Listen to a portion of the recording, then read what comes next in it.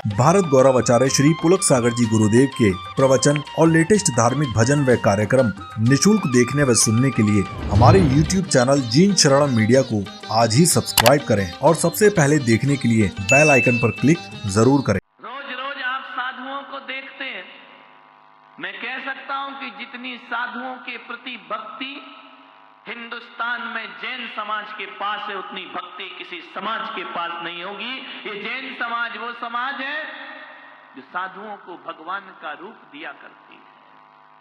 मान्यवर, आपसे निवेदन है, आपसे मैं आग्रह कर रहा हूं बड़ी विनम्रता के साथ कि कुछ करना या नहीं करना, जिंदगी भर राग रंग में डूबे रहे, जिंदगी भर भोग आसक्ति खाने पीने में डूबे रहे, ये 10 दिन का ऐसा अवसर मिला है कि इनमें आप राग रंग नहीं, त्याग तपस्या और वैराग्य को जीने का प्रयास करें। मान्यवर, मैं आपसे निवेदन कर रहा हूं, आप साधु नहीं बन सकते, कोई बात नहीं है। आप साध्वी आरिका नहीं बन सकते, कोई बात नहीं है। लेकिन 10 दिन भी यदि आपने आरिकाओं जैसा और मुनियों जैसा जीवन जी लिया, तुम्हारी पूरी जिंदगी जीना सार्थक और सफल हो जाएगा।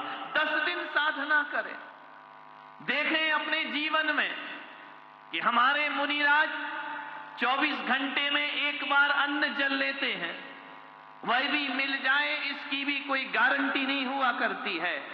तो अपनी आत्मा से पूछना कि जो हमारे साधु संत इतनी तपस्या करते हैं, तो क्या 10 दिन में एक टाइम भोजन रख करके नहीं जी सकता हूं? जी सकता हूं, इतना सामर्थ्य तो सब में हुआ करता है।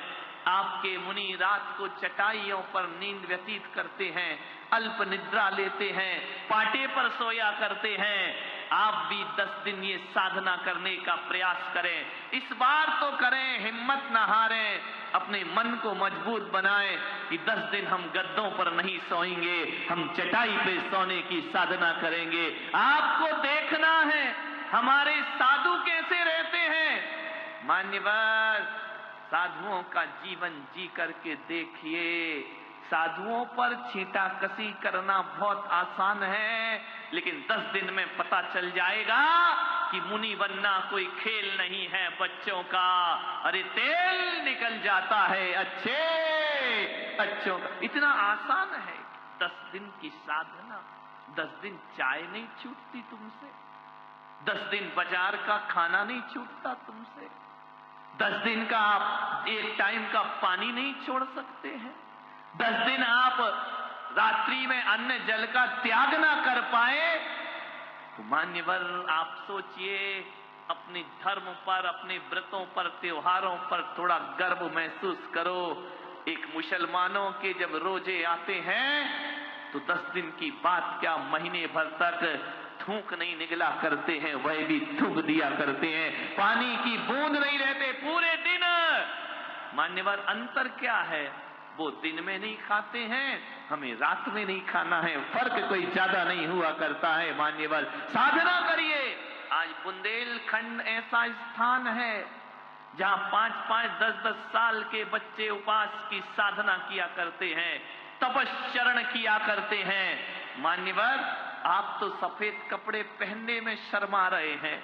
आप कहते हैं कि भाई पूजन करो भगवान का, दुकान खोलना है, ऑफिस जाना है, यहां जाना है। अरे जब तलक है जिंदगी फुर्सत ना होगी काम से, कुछ समय ऐसा निकालो प्रेम कर लो।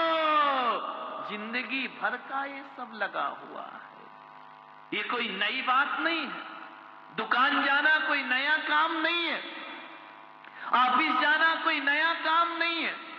और मुझे तो बड़ा आश्चर्य है कि जिन जिन ने दुकानों का बहाना किया था वो सब यहीं बैठे हैं, अभी तक दुकान ही नहीं गए हैं। विचार करिए, लेकिन धर्म में मन नहीं लगता है, पूजा पाठ में मन नहीं लगता है, भगवान की भक्ति में मन नहीं लगता है। आज ये तुम्हारी बारामती की जगह, मैं तो बारामती को छोड़ो मुंबई का दिन याद कर रहा हूं। इससे 4 गुनी संख्या वहां पर तपस्वियों की थी, इससे 4 गुने लोग सफेद वस्त्र पहनकर साधना कर रहे थे। मुंबई जैसे व्यस्त शहर में इतना व्यस्त तुम्हारा शहर तो नहीं है ना जितना मुंबई का शहर व्यस्त है। वहां आदमी के पास वक्त नहीं है, लेकिन पिछली साल उमड़ पड़ा जन सैलाब पर्यूषण पर्व मनाने के लिए। मान्यवर, साल में एक बार यही त्योहार तो आता है जब तुम मंदिरों में धर्म ध्यान किया करते हो। मेरे भाई, यदि 10 दिन भी परमात्मा की साधना ना कर सके तो व्यर्थ जिए और व्यर्थ मरे हमारी जिंदगी का कोई अर्थ नहीं हुआ करता है। अरे ऐसी जिंदगी तो पशु पक्षी भी गुजार लिया करते हैं। एक चिड़िया भी दिन भर पेट भरती है, उसके अलावा उसके पास काम क्या होता है। एक पशु पक्षी घोंसला बनाते हैं, उनके पास काम क्या होता है। बच्चे पैदा कर लिए, इसके अलावा काम क्या हुआ करता है। एक बात याद रखना, जैन कुल में जन्म लिया है, जिनेंद्र भगवान के वंश में पैदा हुए हो, कुछ करना सको या ना कर सको, 10 दिन तक आदमी को आत्मा की साधना करना चाहिए। अधिक से अधिक मौन रहें, बातचीत ना करें। ध्यान रखना, केवल सफेद वस्त्र पहनने से कल्याण नहीं हो जाएगा, आत्मा को भी निर्मल बनाने का हमें प्रयास करना है। ये 10 लक्षण पर्व, ये 10 के 10 मुनियों के पर्व हैं, साधुओं के पर्व हैं। श्रावक उनकी आराधना करता है, श्रावक उनकी उपासना करता है।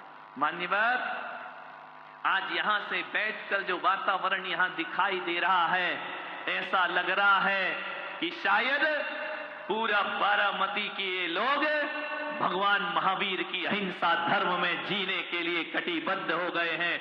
आप बताइए, आप सफेद कपड़े पहने इतनी सारी महिलाएं, क्या दिक्कत आ रही? कोई परेशानी, कोई तकलीफ, टेंशन दूर हुई? नहीं तो 8 बजे तो तुम्हारा 8 तो इसी में बच जाते। अलमारी खोल के कौन सी वाली पहनूं, ये वाली साड़ी पहनूं कि ये वाली साड़ी पहनूं। ध्यान रखना, अरे जो सुख है भगवान के भजन में, वो सुख नाही अमीरी में, मन लागा मेरा यार फकीरी में। ये फकीरों का आनंद है, ये धन दौलत से नहीं मिलेगा, ये रुपयों पैसों से नहीं मिलेगा। आप कितना भी दौलत कमा लो, जो आनंद सादगी का हुआ करता है, वो आनंद दुनिया भर के आकर्षणों में प्राप्त नहीं हुआ करता है। अवसर मिला है, समय मिला है, ये दोबारा कभी जिंदगी में समय मिलने वाला नहीं है।